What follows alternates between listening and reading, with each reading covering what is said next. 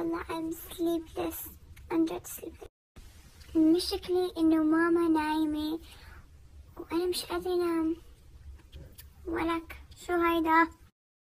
اشتقت للندن ولحياتي في لندن وللجامعة وماي فريندز. والله كتير اشتقت للندن. بدي أحكي لكم شغلة. روحوا على آخر بوست على الانستغرام احكوني قصص شي حدا منكم يقول لي شي خليني نام، يعني شي بفكر فيه وخلاص بنسى هموم الدنيا وبروح نام. المشكلة قاعدة أحمس لكم، خايفة أمي تقوم من النوم. إذا أمي قامت من النوم بتنام برداني، بتغسل شراعي. أبي أحجز أول طيارة وأروح أرجع لندن وأخذ أمي معاي. عن جد والله اشتقت لندن ورفيجاتي وحياتي. Je suis mal sans toi. Je suis mal sans toi. Je me manque. المشكلة إني أكلت الشوكولا عن like 10 years لقدام، مش قادرة أنام. طاقة. تدرون الشرها مو علي، قصدي الشرها مو عليكم، شرها علي أنا اللي أطلب منكم نصايح، اللي يقول لي عدي خرفان واللي يقول لي شوفي صرصور. ما منكم فايدة، ما منكم فايدة، ما منكم فايدة، يلا ما منكم فايدة. والله يا إن ودي أحط أغاني وأقوم أطق رقبة وأهز الخصر، بس قلت لكم خايفة من أمي والله. This is the cutest effect ever. هذا شنو خروف؟ عدد خروف كشخة. ورني وتحداك وتحدى 10 من أشكالك. أكيد.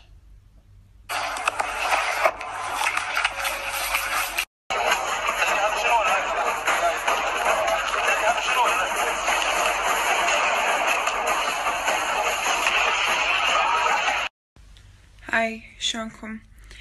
أول شي اليوم ما نمت عدل للأسف الشديد، فقاعدة ومستعسرة وتوني شايفة فيديو أقسم بالله شعر جسمي كله. أنا إنسانة ليبرالية وأؤمن بحريات الأشخاص، وأؤمن إن كل شخص يسوي اللي يشوفه على حق بما أنه ما يأذي الآخر. أنا أعرف ناس كلاب للشهرة يبيعون ما وراهم ودونهم عشان ينشهرون ويثرون الجدل، ولكن ما شفت وقاحة لهالدرجة. شنو هالوقاحة؟ شنو قلة الأدب؟ شنو غياب الإنسانية؟ وشنو يعني ثقلة الدم اللي فيه؟ لو افترضنا ان الريال صدق ما صار فيه شيء، وان هذا المقلب متفق عليه من قبل الطرفين قبل لا تصير الحادثة، ما تفكر باليهال، بالمراهقين، بالناس الصغار اللي يفكرون انه اوه ما صار في شيء يلا خلينا نجرب المقلب بربعنا وباصدقائنا. بالعكس أنا أحترم جميع أنواع الكوميديا والله يوفقك وإن شاء الله من نجاح لنجاح، ولكن اللي سويته غلط. أعتبر كلامي عتاب من أختك وبنت ديرتك ومن زميلتك في السوشيال ميديا، وراجع اللي سويته. توا أحد كلمني من الكويت وقال لي إن الشخص هذا تحول للنيابة العامة بتهمة الشروع في القتل. ما شك والله العظيم، مع أنه أحس الموضوع ما يخصني، بس أنا حيل ما يتقهر مو شوية، يعني وايد ما يتقهر، لأن أشوف استهتار بأرواح الناس اللي هم النية، نية القتل والفعل. لكن بما أن النتيجة كانت أن الريال ما توفى، إذن هو ممكن أنه هو يجادل بالنية، يعني هو ممكن يجادل بحجة أنه ما كان عنده نية القتل، وبالتالي ياخذ عقوبة مخففة. وطبعا هذه القضية راح تكون في المحكمة الجنائية، ولكن ممكن أن المجني عليه طالب بتعويض مدني، أي بمحكمة مدنية. أعتقد هذا الكلام هم ينطبق على الكويت، لأن هذا درسناه صراحة في بريطانيا. المهم إني وايد منقصة والله مو شوية، سولفولي عن أي شيء ثاني غير الموضوع. عندنا مداخلة من الأخ الزميل القانوني، بس يسابقني طبعا، فهد العجمي، يدرس ماجستير قانون في مصر. كل التحيات. يقول في قانون مصر إن هذه تعتبر جناية ولكن تحت القانون المدني.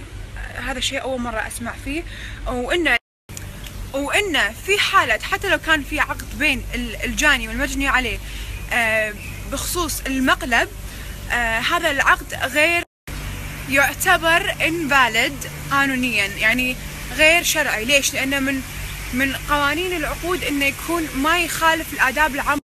إذن نرجع للقانون المدني والمحكمة المدنية، إنه يحق للمجني عليه يطلب ويحق له قانونيا يطلب تعويض مدني. طبعا قانون بريطانيا يختلف إن الجناية تكون تحت القانون الجنائي، ولكن أي قضية جنائية ممكن تحول قضية مدنية في حالة طلب تعويض. وبس خلصت الفقرة القانونية. حطوا لي آراءكم على آخر بوست من انستغرام، الآراء نتبادلها بكل احترام ونتقبل الاختلاف. وبس love you guys. Turn right onto 4A Street. الله ياخذ جوجل ماب. حمرتي لليوم موجودة في البوتيك، راح أصوركم إياها وأحط لكم إياها إذا عجبتكم طلبوها. رايحة DIFC وقاعد نبدل سيارة وحدي متأخرة، والمشكلة إن هالشخص وايد أحبه وما أبي أتأخر عليها، وحيل متحمسة. أول شي مشتطة لأن صار لي 4 أشهر ما رايحة DIFC ولا متعايشة DIFC، فأحس اشتقت. شي ثاني الشخصية هذه أنا أموت عليها، هي كذا مرة حلوة. ما أدري إذا صح اللهجة ولا. الزبدة إني مرة متحمسة إني أشوفها، يبقى وايد حلوة. يلا نصور. بجيب زيها خلاص ابشري.